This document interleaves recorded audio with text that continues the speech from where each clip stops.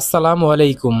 বন্ধুরা, দ্বিতীয় বিশ্বযুদ্ধ পরবর্তী সময় থেকে বর্তমান বিশ্বের অপ্রতিরোধ্য শক্তিশালী একটি সুপার পাওয়ার দেশ হিসেবে আবির্ভাব ঘটে যুক্তরাষ্ট্রের। এক্ষেত্রে যুক্তরাষ্ট্রের সামরিক সক্ষমতা এবং ডলারের সক্ষমতা যুক্তরাষ্ট্রকে নিয়ে গেছে বিশ্বের অন্য যে কোনো দেশের ধরাছোঁয়ার বাহিরে। অত্যন্ত স্পর্শকাতর এই বিষয়টিকে কেন্দ্র করে দশকের পর দশক, যুগের পর যুগ যাবৎ যুক্তরাষ্ট্র বিশ্বের বিভিন্ন দেশের উপর একচ্ছত্রভাবে প্রভাব বিস্তার করছে এবং নিজের স্বার্থ বাস্তবায়ন করতে সামরিক, অর্থনৈতিক এবং রাজনৈতিক যে নিষেধাজ্ঞাগুলো রয়েছে, যেগুলো যুক্তরাষ্ট্রের প্রধান হাতিয়ার হিসেবে কাজ করে একটি দেশকে যুক্তরাষ্ট্রের শ্রেষ্ঠত্ব মেনে নিতে এবং যুক্তরাষ্ট্রের অনুগত হতে, তা হয়তো সাম্প্রতিক দিনগুলোতে চীনের উত্থান এবং যুক্তরাষ্ট্রের বিপক্ষে ইরানের শক্ত পদক্ষেপগুলো ধীরে ধীরে চূর্ণ বিচূর্ণ করে দিতে চলেছে। দশকের পর দশক চলতে থাকা যুক্তরাষ্ট্রের রাজত্ব এখন প্রায় তাসের ঘরের মতো ভেঙে পড়তে শুরু করেছে।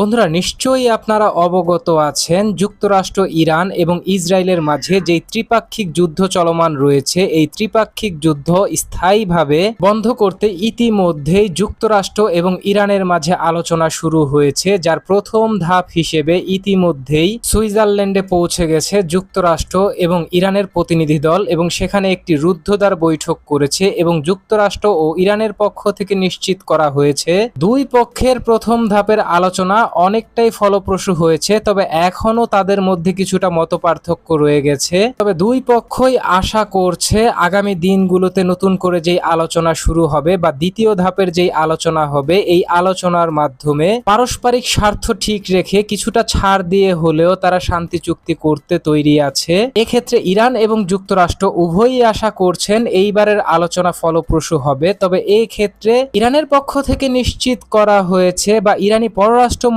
মিস্টার আব্বাস আগারচি তিনি তার এক স্টেটমেন্টে নিশ্চিত করেছেন যে লেবানন এবং ফিলিস্তিনের অভ্যন্তরে ইসরায়েল যেইভাবে নগ্ন হস্তক্ষেপ করছে এবং এই দুইটি দেশের অভ্যন্তরে ইসরায়েল যেইভাবে অযাচিত হামলা পরিচালনা করছে, এই ধরনের অযাচিত হামলা এবং ইরানের যে মিত্র রয়েছে হিজবুল্লাহ, এই হিজবুল্লাহর উপর হামলা ইরান কোনোভাবেই মেনে নিবে না। এক্ষেত্রে এবার ইরানের পক্ষ থেকে কোনো ধরনের রাগঢাক না রেখেই সরাসরি যুক্তরাষ্ট্রকে জানিয়ে দেওয়া হয়েছে যুক্তরাষ্ট্র যদি মধ্যপ্রাচ্যে শান্তি ফিরিয়ে আনতে চায় এবং স্থায়ীভাবে যুদ্ধ বন্ধের চুক্তি করতে চায়, তাহলে যুক্তরাষ্ট্রকে অবশ্যই ইসরায়েলকে চাপ দিতে হবে যাতে ইসরায়েলের পক্ষ থেকে চূড়ান্তভাবে ফিলিস্তিনের গাজা উপত্যকা এবং লেবাননের অভ্যন্তরে প্রতিনিয়ত চলতে থাকা যেই বর্বরচিত অভিযান রয়েছে ইসরায়েলি সশস্ত্র বাহিনীর, তা চূড়ান্তভাবে বন্ধ হয় এবং ইসরায়েলের পক্ষ থেকে লেবাননের দখলকৃত যেই ভূমি এখনো অবধি ইসরায়েলের নিয়ন্ত্রণে রয়েছে, তা পুরোপুরিভাবে ইসরায়েলকে ছেড়ে দিতে হবে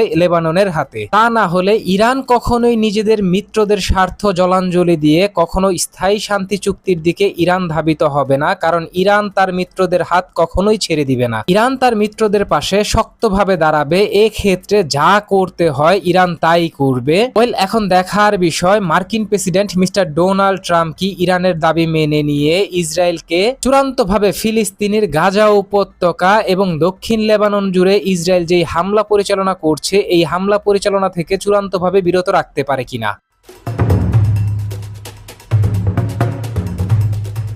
বন্ধুরা, গত শনিবার ইসরায়েলি সশস্ত্র বাহিনী আইডিএফ এবং ইসরায়েলি বিমান বাহিনী দক্ষিণ লেবানন জুড়ে তীব্র হামলা পরিচালনা করে এবং এই হামলার মাধ্যমে ইসরায়েলি সশস্ত্র বাহিনী দক্ষিণ লেবাননে থাকা কৌশলগত আলী আল তাহের অবস্থিত বেশ কয়েকটি পাহাড় দখল করার চেষ্টা করে। তবে লেবাননের সশস্ত্র সংগঠন হিজবুল্লাহর বাধার মুখে এবং চূড়ান্ত প্রতিরোধের মুখে পুরোপুরিভাবে ব্যর্থ হয় ইসরায়েলি সশস্ত্র বাহিনী আইডিএফ। এখন দেখুন, আলী আল তাহের এলাকায় যেই পাহাড়গুলো রয়েছে বা যেই পাহাড়ি অঞ্চলগুলো রয়েছে, এই পাহাড়ি অঞ্চলগুলোর অভ্যন্তরেই রয়েছে লেবাননের সশস্ত্র সংগঠন হিজবুল্লাহর অত্যন্ত শক্তিশালী বেশ কয়েকটি ঘাঁটি। কৌশলগত অত্যন্ত শক্তিশালী এই ঘাঁটিগুলো ব্যবহার করে লেবাননের সশস্ত্র সংগঠন হিজবুল্লাহ দিনের পর দিন ইসরায়েলি সশস্ত্র বাহিনী আইডিএফ এর উপর ব্যাপক ভিত্তিতে হামলা পরিচালনা করছে। এই হামলার মাধ্যমে ব্যাপক ভিত্তিতে ক্ষয়ক্ষতির সম্মুখীন হয়েছে ইসরায়েলি সেনাবাহিনী আইডিএফ। এখন দেখুন, অত্যন্ত স্পর্শকাতর এই অঞ্চল দখল করার জন্য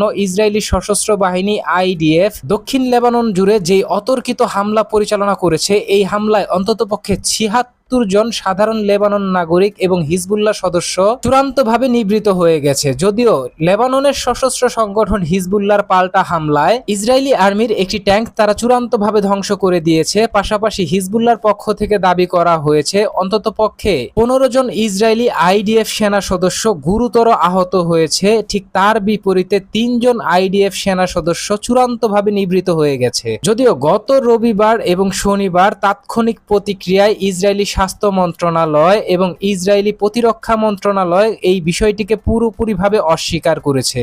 তবে অবশেষে গতকাল রাতে ইসরায়েলি স্বাস্থ্য মন্ত্রণালয়ের পক্ষ থেকে নিশ্চিত করা হয়েছে হিজবুল্লাহর হামলায় অন্ততপক্ষে ইসরায়েলি 3 সেনা সদস্য নিহত হয়েছে। ঠিক তার বিপরীতে 15 জন ইসরায়েলি সেনা সদস্য গুরুতর আহত হয়েছে। পাশাপাশি ইসরায়েলি স্বাস্থ্য মন্ত্রণালয়ের পক্ষ থেকে নিশ্চিত করা হয়েছে লেবাননের হিজবুল্লাহর হামলায় যেই 15 জন ইসরায়েলি সেনা সদস্য আহত হয়েছে তাদের অবস্থা অনেকটাই আশঙ্কাজনক। এক্ষেত্রে নিবৃত হয়ে যাওয়া সেনা সদস্যের সংখ্যা বৃদ্ধি পেতে পারে। এখন দেখুন, ইসরায়েলি সশস্ত্র বাহিনী আইডিএফ এর উপর হিজবুল্লাহর এই ধরনের অত্যন্ত সফল হামলার বিষয়টিকে কেন্দ্র করে হিজবুল্লাহর পক্ষ থেকে নিশ্চিত করা হয়েছে ইসরায়েলের হামলা মোকাবেলা করার পাশাপাশি ইসরায়েলি সশস্ত্র বাহিনীকে চূড়ান্তভাবে বড় ধরনের জবাব দিতে ইসরায়েলি সশস্ত্র বাহিনীর উপর ভবিষ্যতেও বড় ধরনের হামলা পরিচালনা করবে হিজবুল্লাহ। এক্ষেত্রে হিজবুল্লাহ ইতিমধ্যেই চূড়ান্ত প্রস্তুতি শেষ করেছে। এখন দেখুন, হিজবুল্লাহর পক্ষ থেকে এই ধরনের স্টেটমেন্ট বা এই ধরনের অফেন্সিভ হামলা এমন সময় পরিচালনা করা হলো ইসরায়েলি সশস্ত্র বাহিনীর উপর যখন কিনা হিজবুল্লাহর অত্যন্ত ঘনিষ্ঠ মিত্র ইরানের পক্ষ থেকে কোনো রাগ ঢাক না রেখেই বলে দেওয়া হয়েছে যে কোনো পরিস্থিতিতে হিজবুল্লাহকে রক্ষায় ইরানি সশস্ত্র বাহিনী আইআরজিসি এবং ইরান হিজবুল্লাহকে সব ধরনের সহযোগিতা করবে ইসরায়েলের বিরুদ্ধে লড়াই করার জন্য। এবং ইসরায়েল যদি লেবাননের অভ্যন্তর কোনো হামলা বন্ধ না করে তাহলে কোনো ধরনের যুদ্ধবিরতি চুক্তি করবে না যুক্তরাষ্ট্রের সাথে ইরান। এক্ষেত্রে ইরানের পক্ষ থেকে মিত্রকে রক্ষায় পুনরায় আবার ইরান যুদ্ধের ময়দানে নামবে এবং বড় ধরনের বল প্রয়োগ করবে, যার মাধ্যমে ইরান যুক্তরাষ্ট্র এবং ইসরায়েলকে আগাম সতর্কবার্তা দিয়ে রাখলো ইসরায়েল যদি পুনরায় আবার লেবাননের উপর হামলা অব্যাহত রাখে বা হামলা পরিচালনা করে তাহলে মিত্রকে রক্ষায় অবশ্যই আবার যুদ্ধের ময়দানে ঝাঁপিয়ে পড়বে ইরান এবং প্রয়োজনে সরাসরি ইসরায়েলের অভ্যন্তরে হামলা পরিচালনা করবে ইরান। ইরানের এই আগাম সতর্কবার্তা দেওয়ার বিষয়টিকে কেন্দ্র করে আন্তর্জাতিক বহু বিশ্লেষক ইতিমধ্যেই তারা তাদের বিশ্লেষণের মাধ্যমে নিশ্চিত করেছে ইরান মূলত মিত্রকে রক্ষায় যুক্তরাষ্ট্র এবং ইসরায়েলকে আগাম সতর্কবার্তা দিয়ে রাখলো। এক্ষেত্রে এই ধরনের বড় সতর্কবার্তা আলোচনার টেবিলে যুক্তরাষ্ট্রের বিপক্ষে ইরানকে সুবিধাজনক অবস্থানে রাখবে এবং যুক্তরাষ্ট্র থাকবে চাপের মুখে, কারণ যুক্তরাষ্ট্র যদি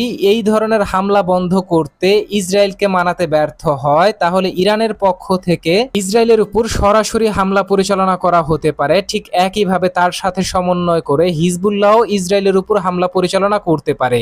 এক্ষেত্রে যুক্তরাষ্ট্র যদি মধ্যপ্রাচ্যে থাকা তাদের প্রধান মিত্র ইসরায়েলকেই রক্ষায় যদি প্রশ্নবিদ্ধ হয় বা ব্যর্থ হয় তাহলে আন্তর্জাতিকভাবে মধ্যপ্রাচ্যের যেই দেশগুলো রয়েছে বা অন্যান্য যেই দেশগুলো রয়েছে বহির্বিশ্বব্যাপী সেই দেশগুলোর যেই নিরাপত্তার গ্রান্টার হয়ে রয়েছে যুক্তরাষ্ট্র, এই গ্রান্টার হিসেবেও যুক্তরাষ্ট্র প্রশ্নবিদ্ধ হবে এবং যুক্তরাষ্ট্রের যেই ভাবমূর্তি রয়েছে তা চূড়ান্তভাবে নষ্ট হবে।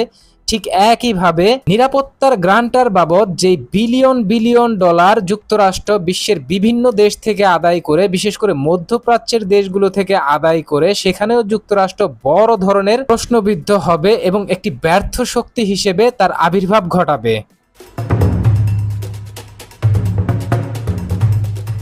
তো বন্ধুরা, ইসরায়েলি আর্মি আইডিএফ এর পক্ষ থেকে লেবাননের উপর হামলা পরিচালনা করার বিষয়টিকে কেন্দ্র করে লেবাননের সশস্ত্র সংগঠন হিজবুল্লাহর পাল্টা হামলায় অন্ততপক্ষে 18 ইসরায়েলি সেনা সদস্য আহত এবং নিহত হওয়ার বিষয়ের পাশাপাশি ইরানের পক্ষ থেকে হিজবুল্লাহকে ব্যাপক ভিত্তিতে সমর্থন দেয়া, প্রয়োজনে হিজবুল্লাহর হয়ে পুনরায় আবার ইসরায়েলের উপর হামলা পরিচালনা করার জন্য সরাসরি ইরানের পক্ষ থেকে ইসরায়েলের বিরুদ্ধে আবার যুদ্ধের ময়দানে নামার ঘোষণা দেয়া। ঠিক তার বিপরীতে দীর্ঘস্থায়ী যুদ্ধবিরতি চুক্তি করতে হলে ইসরায়েলকে লেবাননে হামলা বন্ধ করতে হবে, এই শর্ত যুক্তরাষ্ট্রকে বেঁধে দেওয়ার বিষয়টিকে কেন্দ্র করে আপনি কি ভাবছেন? আপনার গুরুত্বপূর্ণ মতামতটি জানিয়ে দিন কমেন্ট বক্সে।